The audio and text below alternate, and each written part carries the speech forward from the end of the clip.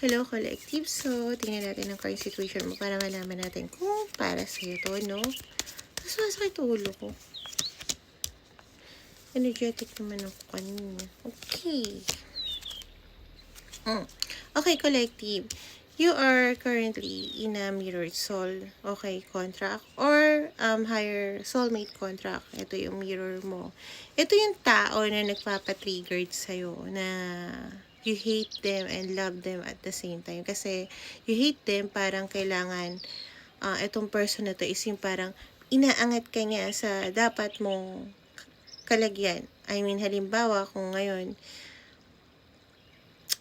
pinupush ka maging better person, which na hindi inaalis ka sa comfort zone mo na hindi mo yun gusto, okay? Ayaw mawala sa comfort zone mo. Yun yung sabihin natin, no? So, yeah. Pero gustong-gusto mo nga siya. However, I think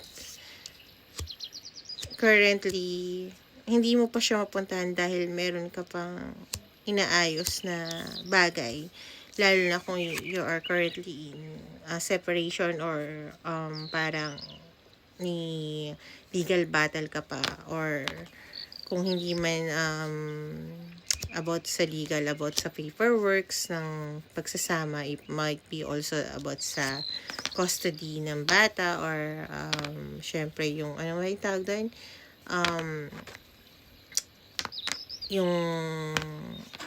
yung ibibigay sa bata, yung gano'n, no? Yeah. However, kasi hindi na talaga kayo magkakaayos nung person na hindi yung tao na mirrored soul mo, no? Kundi yung tao na currently na naka-in relationship ka. So, tingnan natin, ano po ba ang mangyayari sa kanila ng taong to na mirrored soul niya? Okay? I'm not, promise, I'm not really comfortable talking about that kasi I'm in a mirrored soul din. Pero, yeah. So,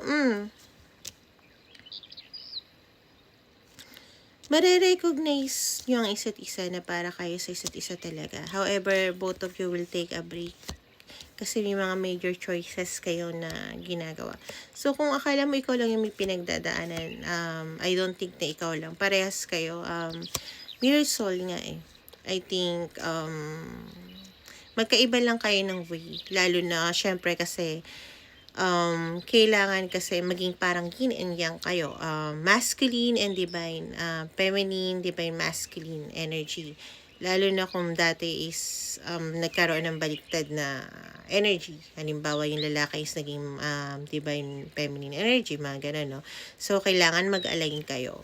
Okay? Bago kayo magkaroon ng equal give and take. Yeah.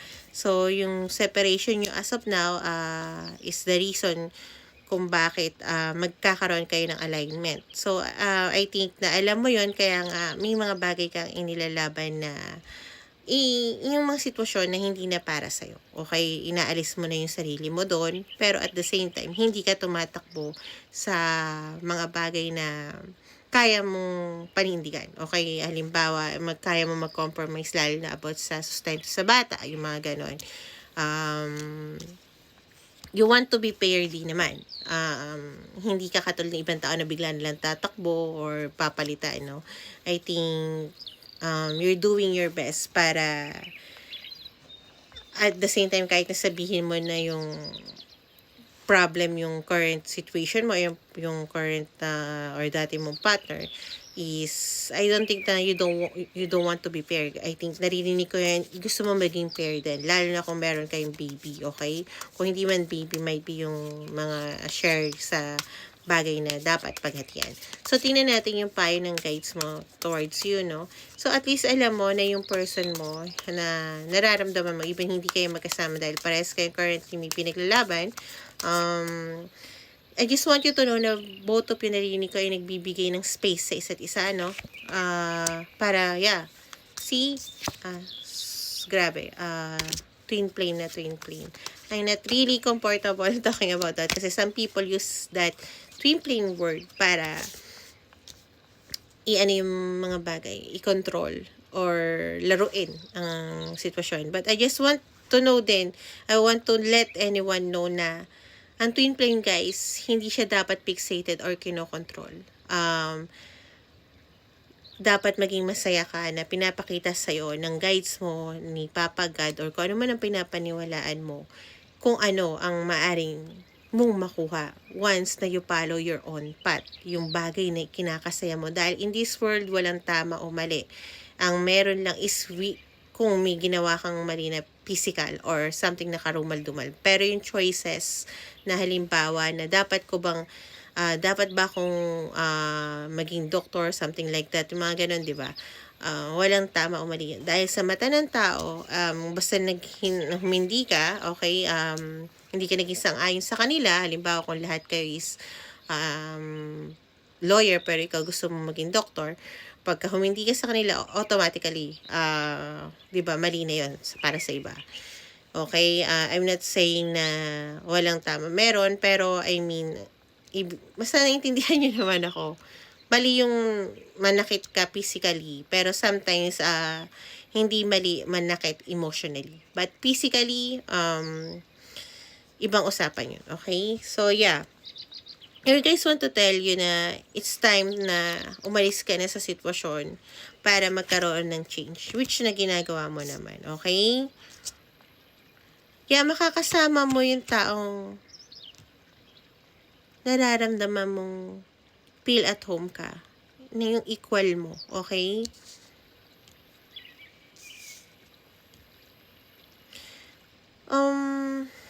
Para sa'yo might resonate. I think ready ka na rin naman sa mga bagay na mangyayari, no? Once na sumama ka or magkasama kayo ng equal mo. Maraming tao na ayaw na makita kayo magkasama at maraming bagay na maaring mawala sa'yo. And I think ready ka na doon. Okay? Ang sinasabi lang nila is, wag ka magpapatrap sa peking magandang future na sinasabi ng ibang tao sa'yo.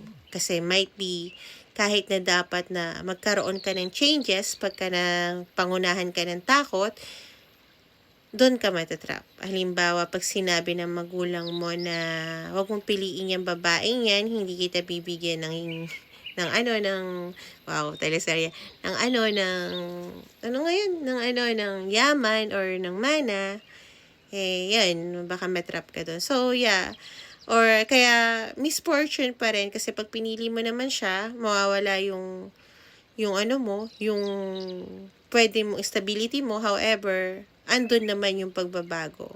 And I think, sa nararamdaman ko sa'yo, I'm not trying to manipulate you, pero I think nararamdaman ko, hindi ka natakot sa pagbabago. Kasi I think before, takot na takot ka. Okay? So, kung ano man yung bagay na magpapa-let down sa'yo, or magpapatakot sa'yo, or magbibigay sa'yo ng triggered, don't let them na i-trap ka. Okay? You are ready na i-give up yung mga bagay to have a changes. Okay? Kasi pag nagkataon na matrap ka doon, either way, may mawawala at may mawawala sa'yo. At isipin mo na lang kung anong klase bagay o sa pagkatao mo ang gusto mong mawala sa'yo. Yung stability mo ba o yung taong mahal mo. Okay? So, yun yung collective. So, always make a better choice and bye-bye.